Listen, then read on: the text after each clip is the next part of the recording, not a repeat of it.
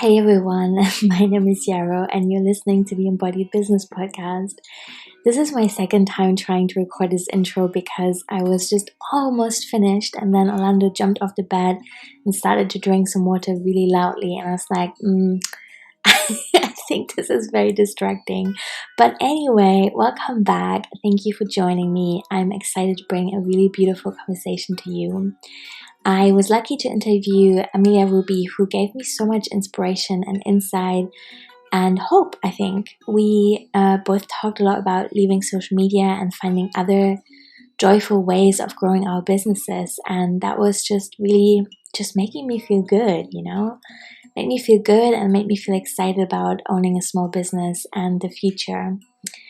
I hope you feel the same. A few announcements from me before I let you listen. The Embodied Business community is currently open for enrollment for another week or so, depending on when you listen to this. And it's really my pride and joy. It's a whole year of business magic, of community, of monthly group support, themed workshops, weekly accountability posts, co-working spaces, and an updated course. And it costs $360 a year. There are two kinds of payment plans. They're fair. There's nothing added to them. You can pay in 3 or 6 monthly installments if you like. And there's a 50% scholarship available as well. And I'm going to read a testimonial I received that, to be honest, I'm a bit proud about. It's from Ange, and she writes, "Joining the Embodied Business community is the best thing I could have done for my business this year. The support, inspiration, guidance, practical tools, and genius ideas I received from diverse workshops are invaluable.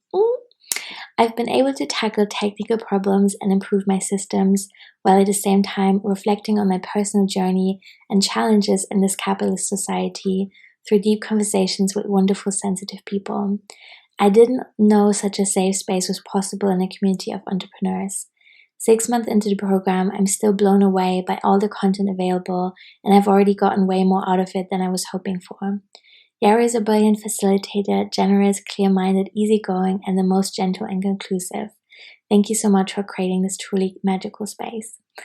Ooh, that made me super happy. And friends, if you're listening to this and you also need a confidence boost in your business, ask for testimonials and keep every single piece of feedback that you ever got in a folder. That's so important for low days where you're just feeling unsure about what you're doing or full of imposter syndrome, which is definitely something that comes up for me. So having a feedback folder is a really key thing. Anyway, check the Embodied Business community out in the show notes if you like. And also know that in May, I'm running a live round of my web design course, which I think should be super fun. That's $150. You get immediate access to the evergreen course, meaning you can get started right away if you want to, but you can also join us for weekly live sessions in May so that you can build your website in a container in a group of like-minded people who do this with you and hopefully cheer you on and offer you gentle accountability. So thank you so much again, and I'll let you listen now. Hello, everyone. Gosh, I'm excited for this interview. I already know there's going to be so much juiciness coming. I'm speaking to Amelia Hruby, who is a part of the Feminist Business School and who has a PhD in philosophy, which I kind of want to know more about, and who just generally does so much wonderful, encouraging, hopeful work and writing. So thank you so much for making time. I'm really excited to talk to you. Oh, thank you for having me. I am thrilled to be here. So I would love to start by hearing what you love to do and what you're feeling excited about at the moment. Oh, such a good opening question. I love to write. I love to listen. I love speaking with people. All of that lends itself to all of the work I do, some of which involves podcasting, some of which involves teaching and mentoring. And I feel excited about all of those things. Right now, in my immediate surroundings, I'm excited about the tulips that I just got that are blooming in my office. I'm excited about spring coming. where I am and the radishes that I have growing out in the garden. And I'm excited for a new season of my work. As you mentioned, I have a PhD in philosophy. I finished that degree last June. And now that it's almost a year since then, I'm kind of reopening, recharging. I feel like it takes, the way they say it takes, like, colloquially say, that it takes half as long as you were in a relationship to get over it. I feel that way about a dissertation too. So in a few more years, I'll be ready to do another one. but I can really feel the shift, I think, of starting to feel ready for some new projects again. And I'm feeling really excited about that too.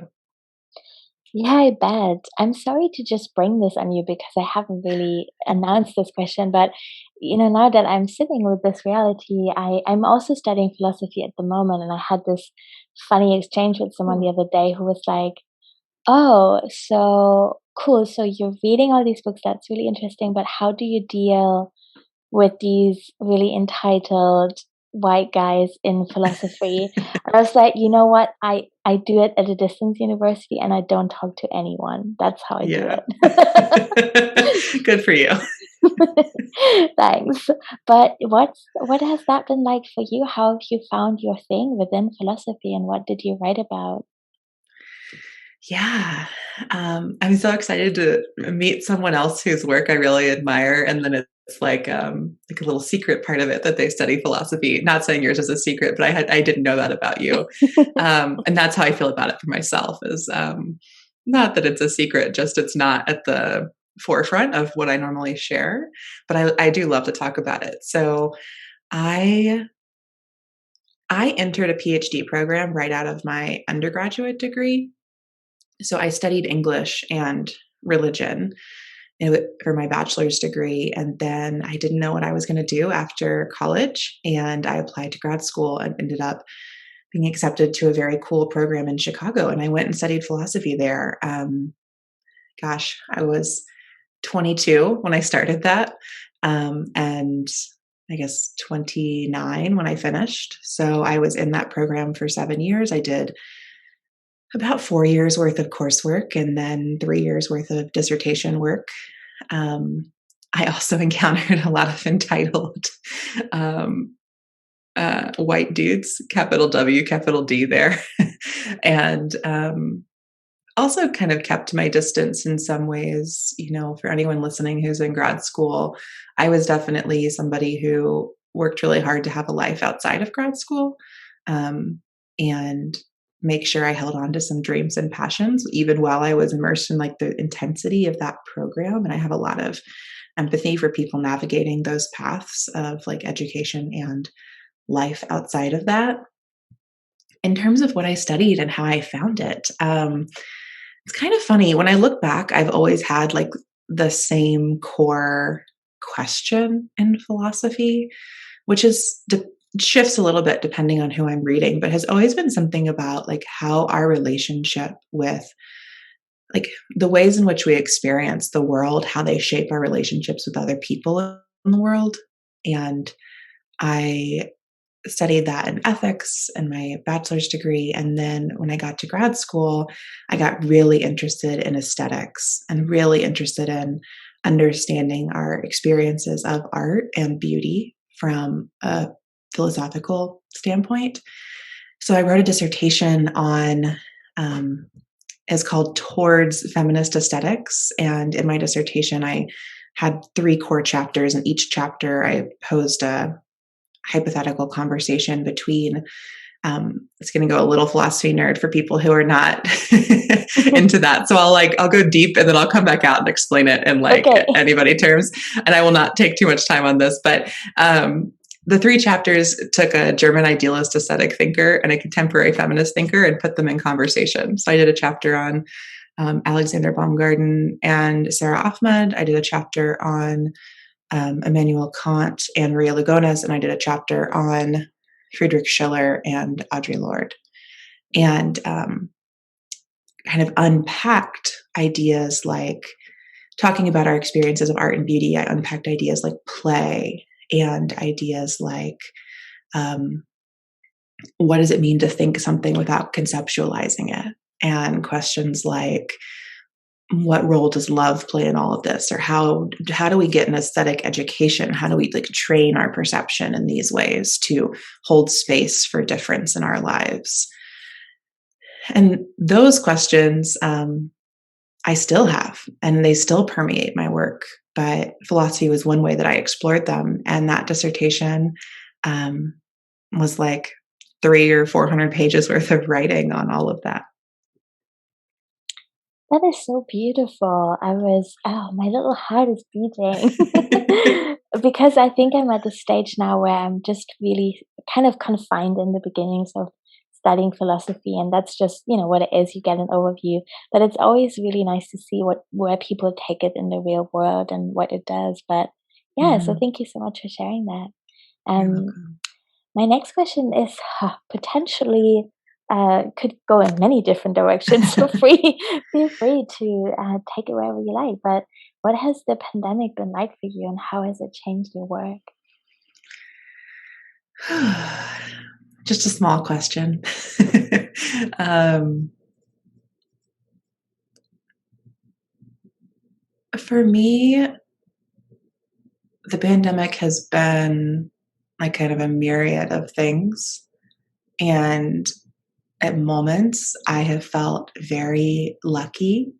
And at other moments, it has felt incredibly hard and impossible to survive.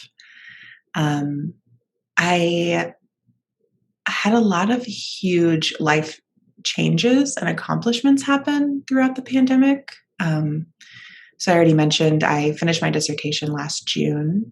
So I defended that from my kitchen table and graduated over a YouTube video because graduations weren't happening. So I had a whole, like, that was a beautiful and in some ways grief process of like working so hard for so many years and then all the ritual being taken out of a graduation. And then I, after that, I moved states. So I lived in Chicago for 7 years while I was doing my degree. And then last fall, I moved to Lincoln, Nebraska, where my family lives. I have never lived here before, but I felt really called to be closer to them. And one of my uncles passed last summer. And I think that was I had decided to move before that, but it definitely felt like this moment of, wow, I need to be there to spend time with my family and get to know a lot of people in my family that I've never had a chance to know because I've never lived near them. My son is in Aries in my fourth house, which I think explains a lot of why I like family and foundations and all the fourth house stuff is really prominent in my life. So that happened. So I finished my dissertation, moved states, and then a month after I moved, or no, 2 weeks after I moved, my first book came out. So I wrote a book called 50 Feminist Mantras that is an illustrated journal for raising feminist consciousness and strengthening well-being. And that came out in October. And I had a totally virtual, really beautiful book launch for that. And then I started a new job in January with Sister, which runs Feminist Business School.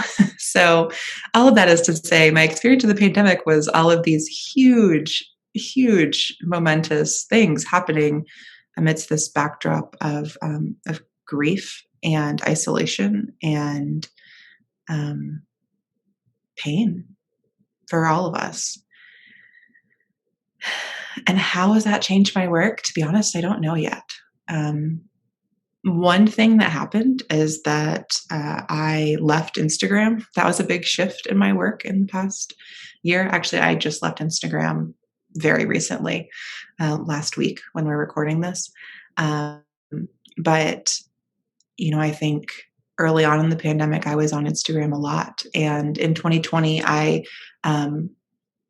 really committed to that platform, and I invested a lot of money and time in trying to grow my following there to support launching my book, because I was consistently told that that was good and necessary to do to have a book launch. And then by the end of 2020, I felt like it was completely unsustainable for me to be on that platform anymore. So one way the pandemic changed my work is I left Instagram for good.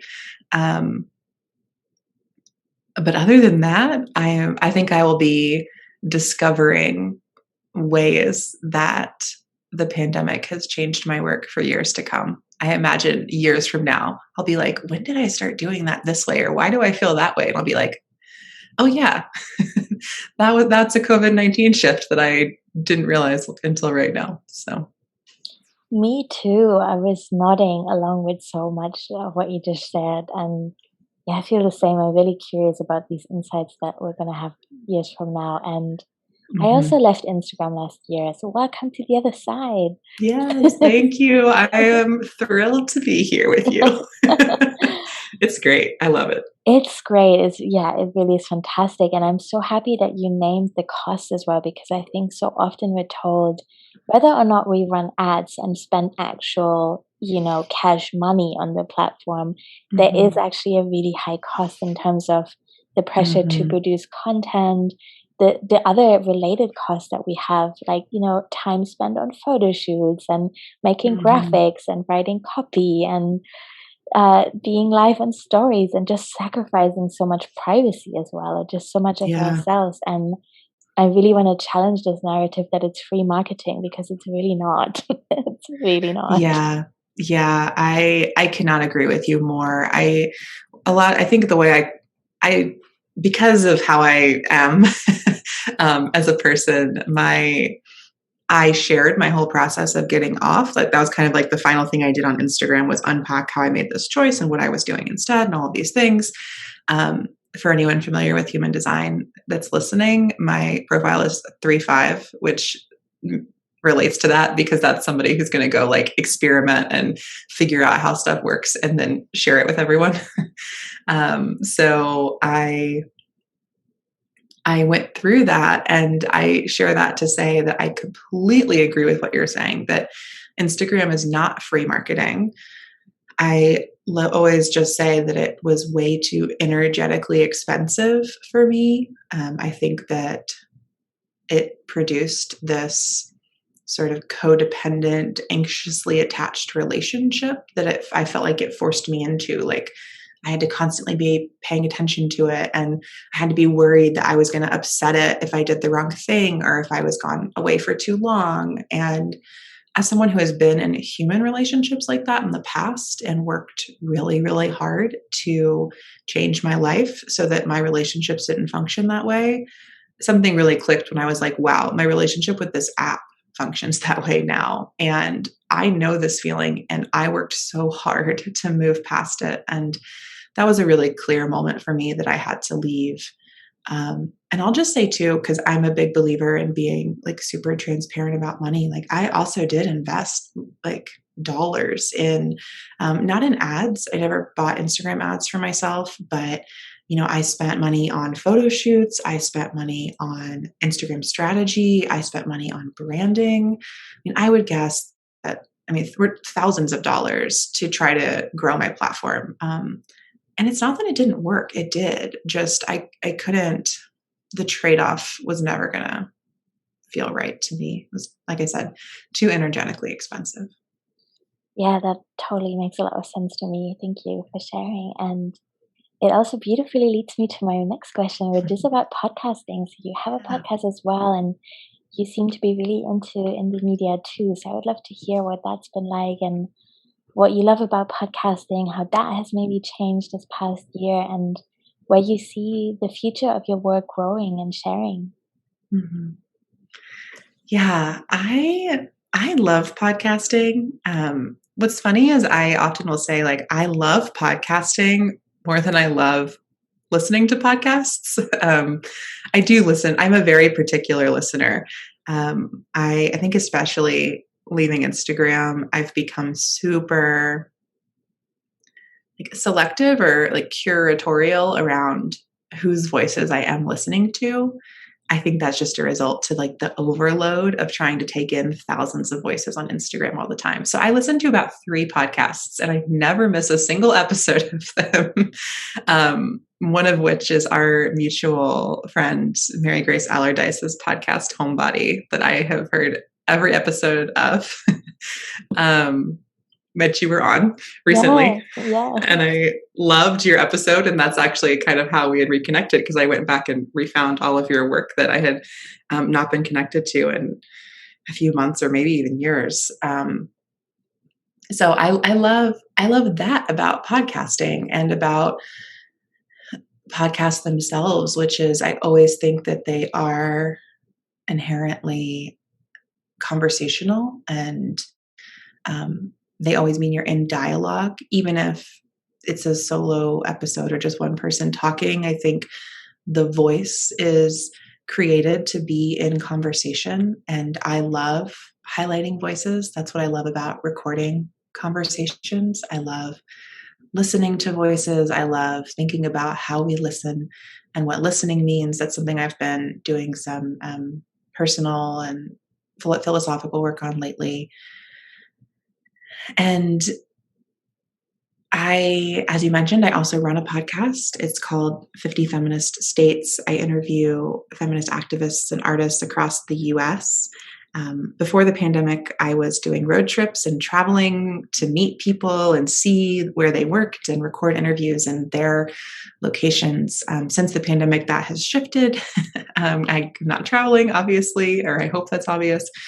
And I've done some remote interviews, but I kind of actually shifted the whole platform to be a fellowship platform. So instead of me traveling and spending money on that, I took the rest of the money I had crowdfunded on my Kickstarter campaigns, and I funded a podcast fellowship. So I've been teaching 3 really amazing aspiring podcasters how to record and produce their own audio. And we're about halfway through that process. So this summer, I'll have some really amazing episodes on the podcast with the 3 of them sharing either their own stories or interviews they're doing with listeners. I'm really excited about that. And just that sort of podcasting to me is such a beautiful DIY medium.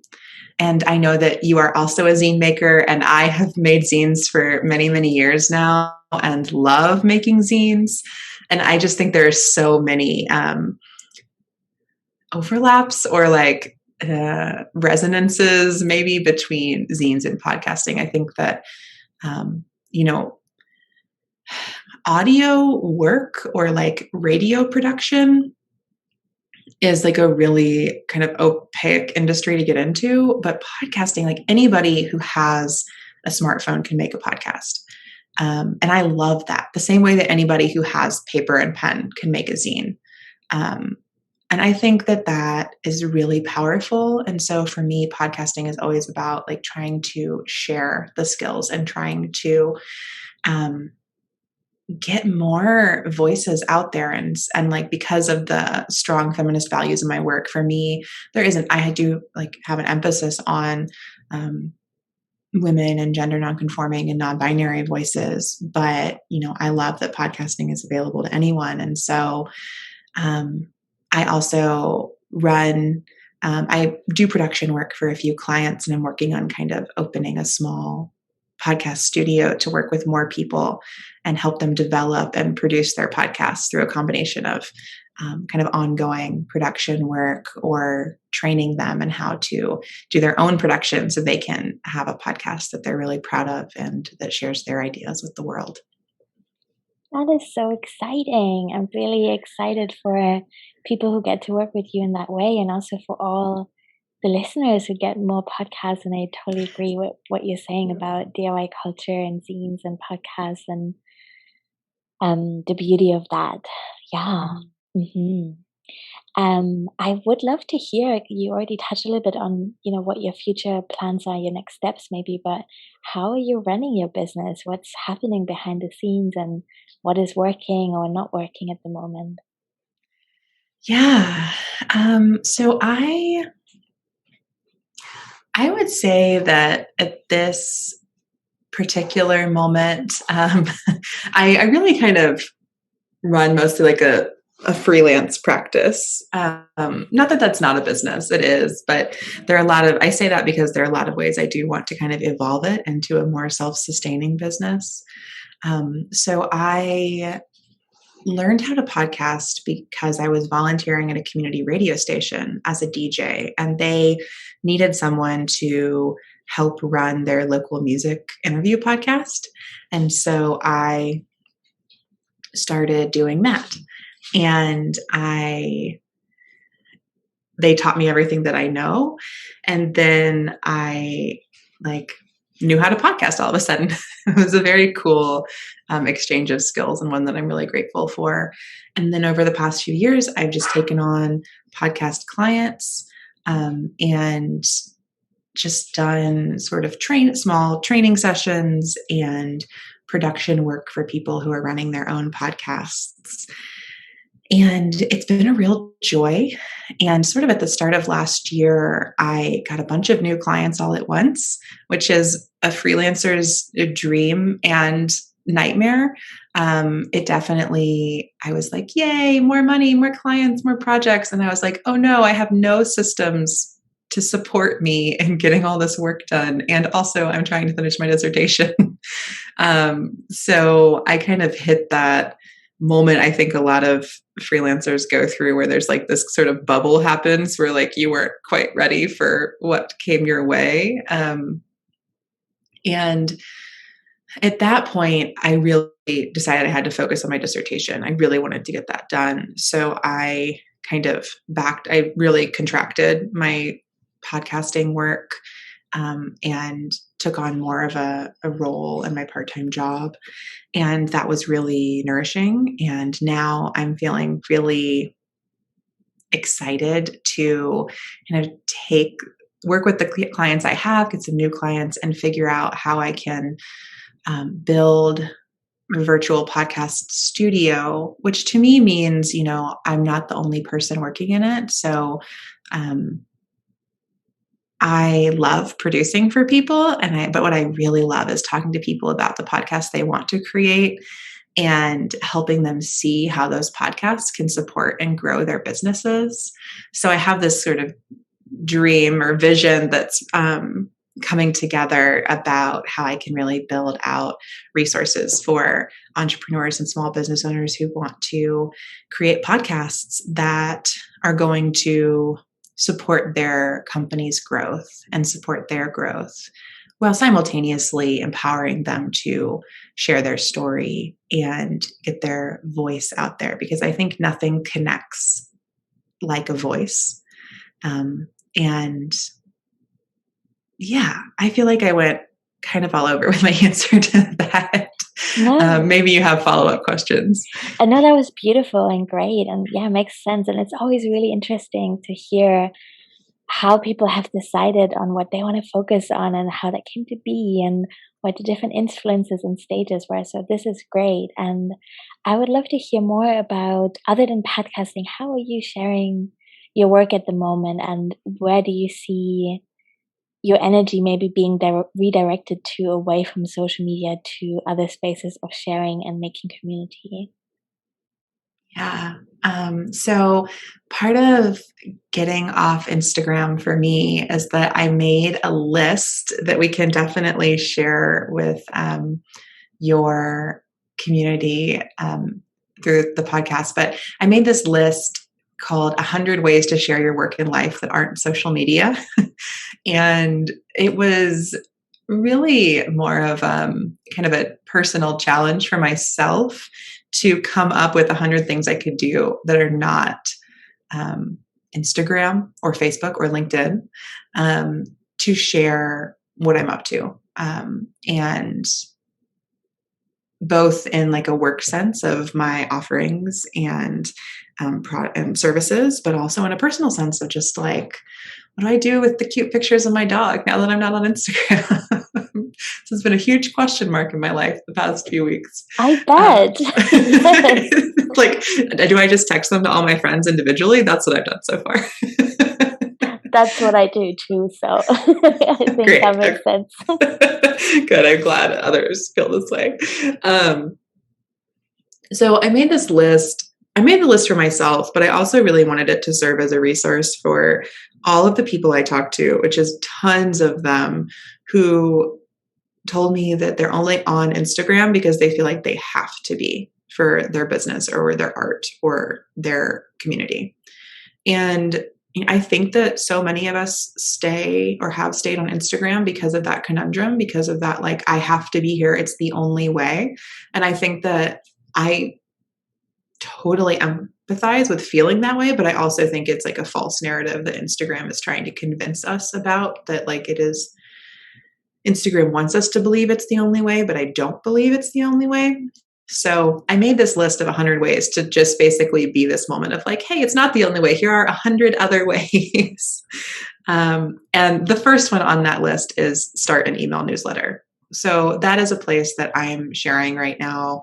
And I love like writing and offering a lot of resources there and making community and inviting people to reach out to me when they read.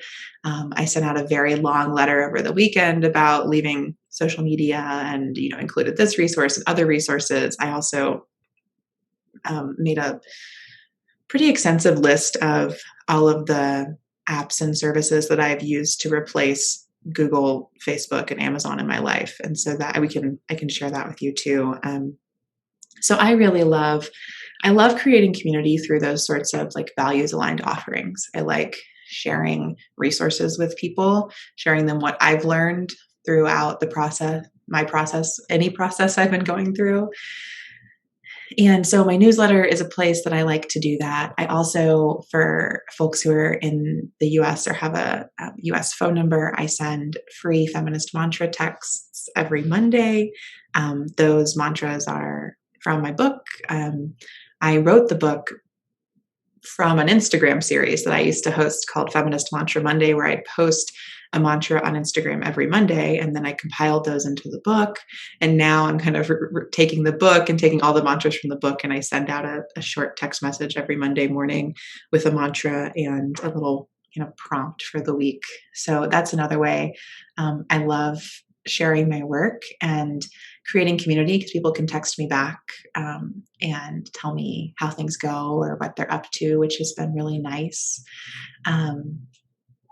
I think podcasts create great communities, and I love creating community through my podcast and being a part of other people's communities through their podcasts.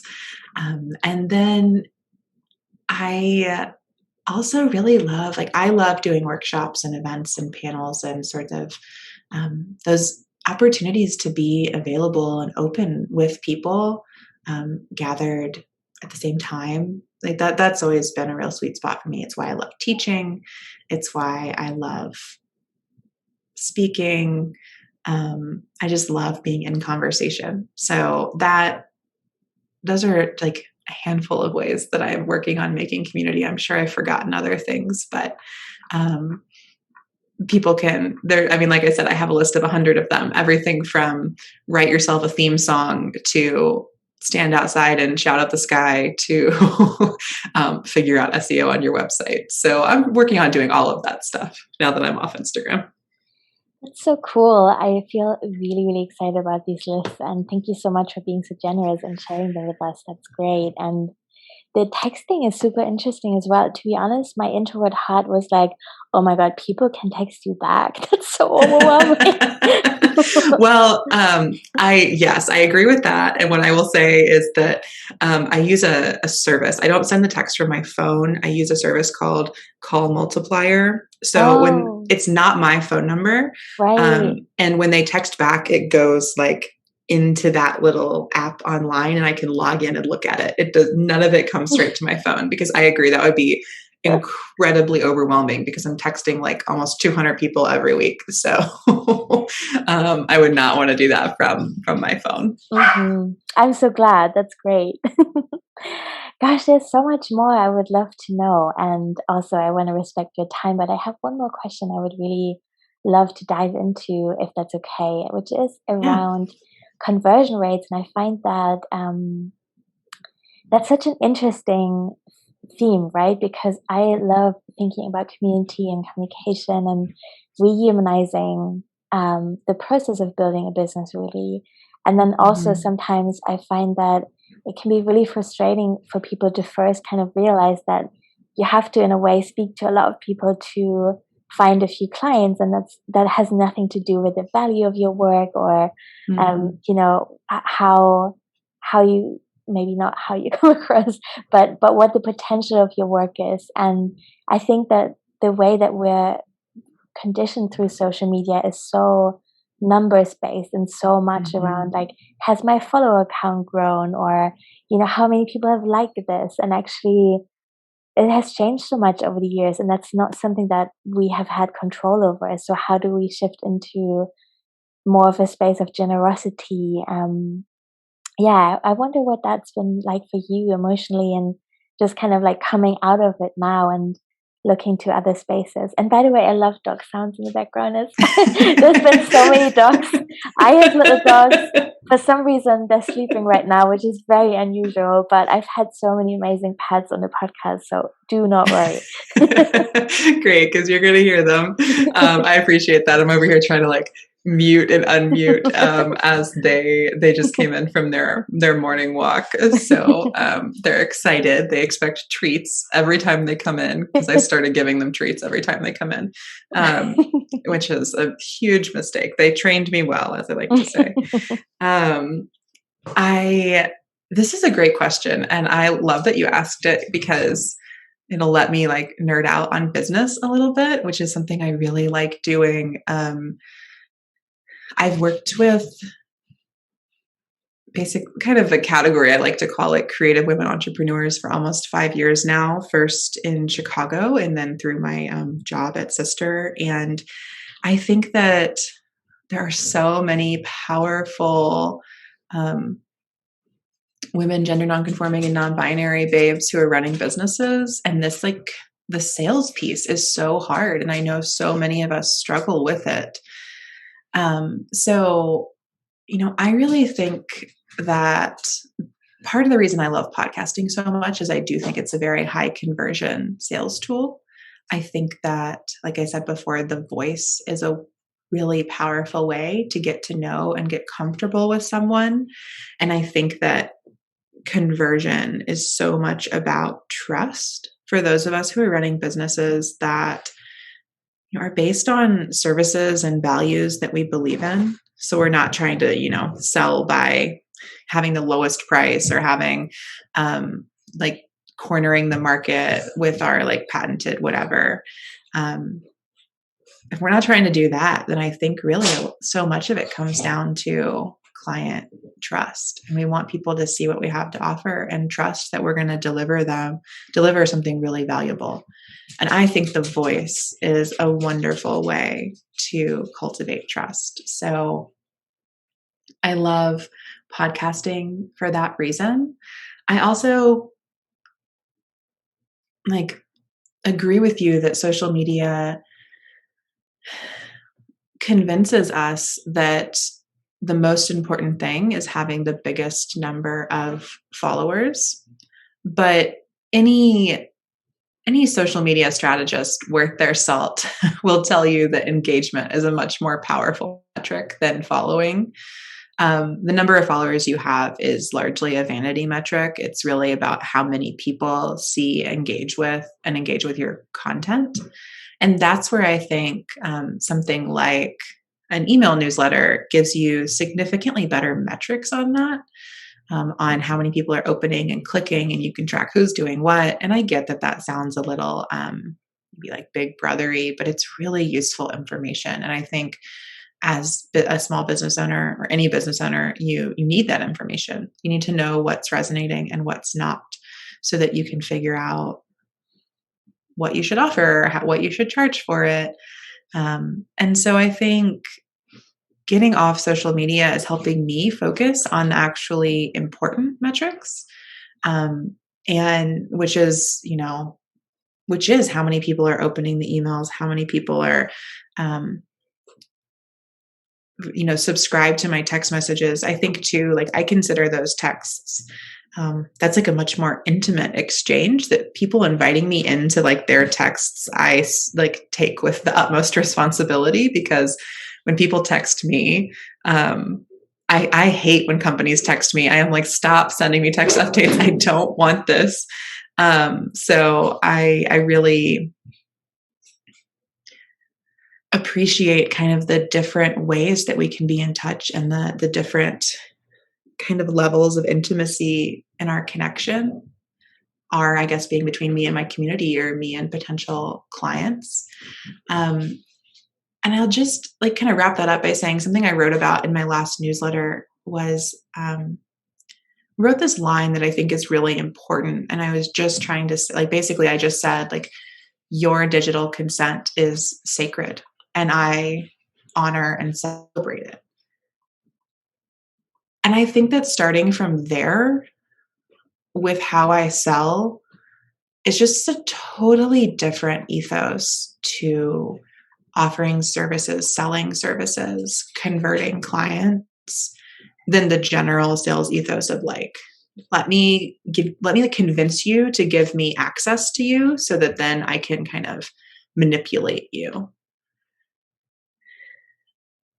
That's not the ethos I want to have. I really I'd rather focus on this sort of consent-based sales, freedom-based sales. Like freedom is one of my highest values, and I want that in my work, and I want to offer it to my community and clients too.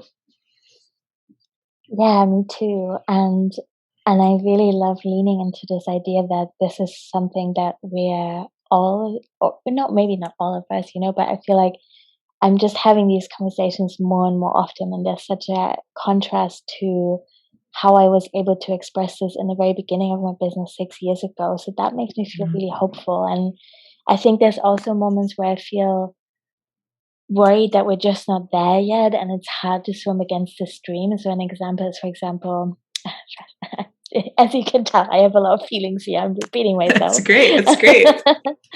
Is newsletter marketing around a launch period. Like I usually have a really slow and steady pace, and I don't email people too often. I'm very transparent upfront. I'm letting people know way in advance that something is opening, and then they have time to decide. And sometimes, and it's silly to compare these kinds of numbers, because there's always so much more going on behind the scenes that we don't see, and that people sometimes intentionally don't share.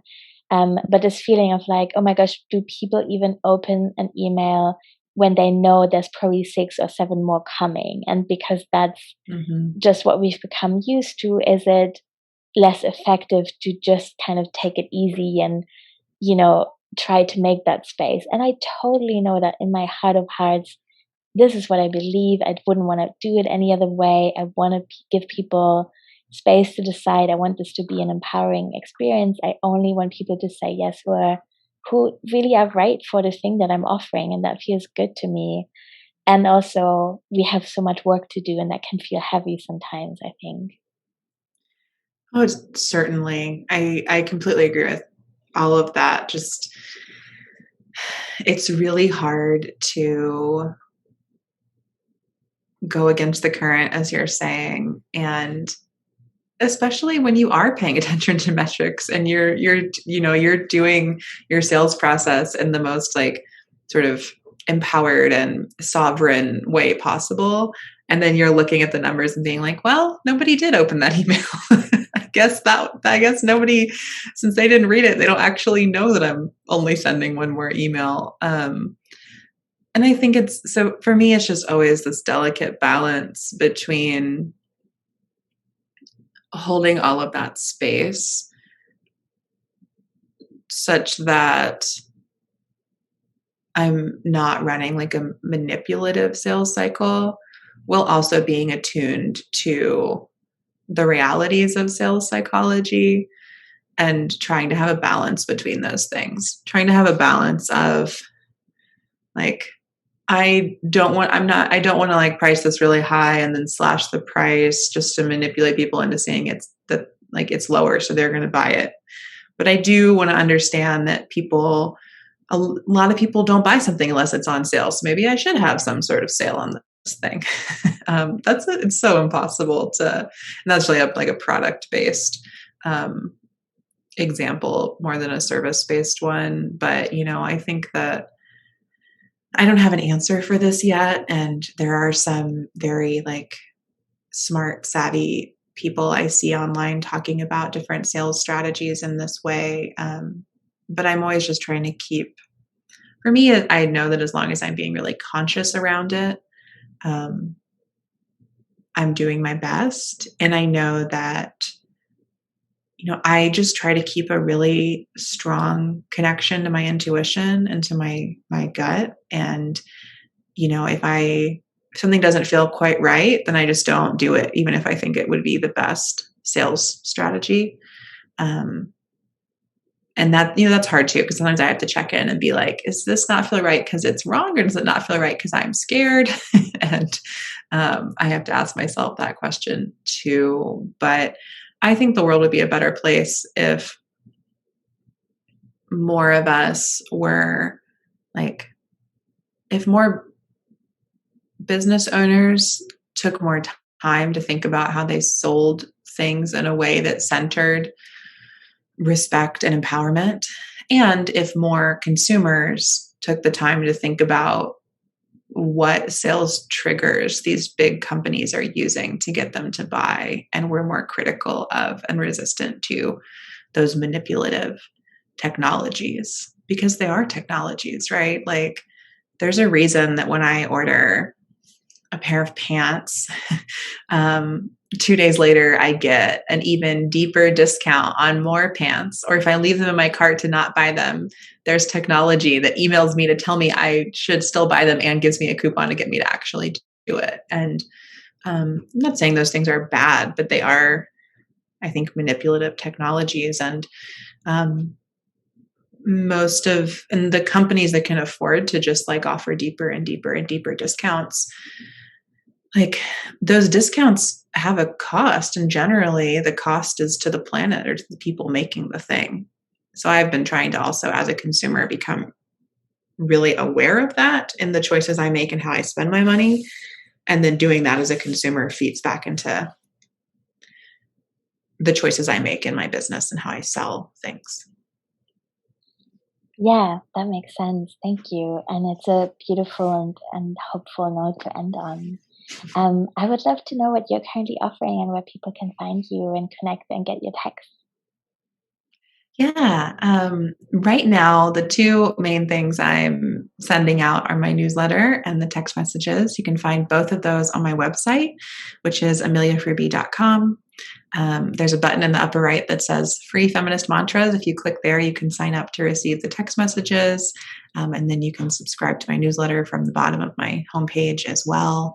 And I'd love to write to you with respect and empowerment. I'm trying to be really thoughtful about when I send those newsletters and how full of goodness I want each one to be. And then I am currently taking on new podcast clients, so people can always email me to reach out if you have a podcast project that you want to work on together, or if you're already running a podcast and you're in need of some production support. I'd love to talk to you about that. I am currently in the process of, like I said, kind of launching a whole business around that, but I do have plenty of offerings that we can work on and look at together in the meantime. So yeah, those are I think the best ways to find me right now. Thank you. I will link to all of that in the show notes as well. So if people haven't had a chance to write it down, they can find it there and connect that way. Thank you so much for everything that you shared today. It was really a beautiful and uplifting conversation. And I'm just feeling good about being a small business owner. It's a good thing, isn't it?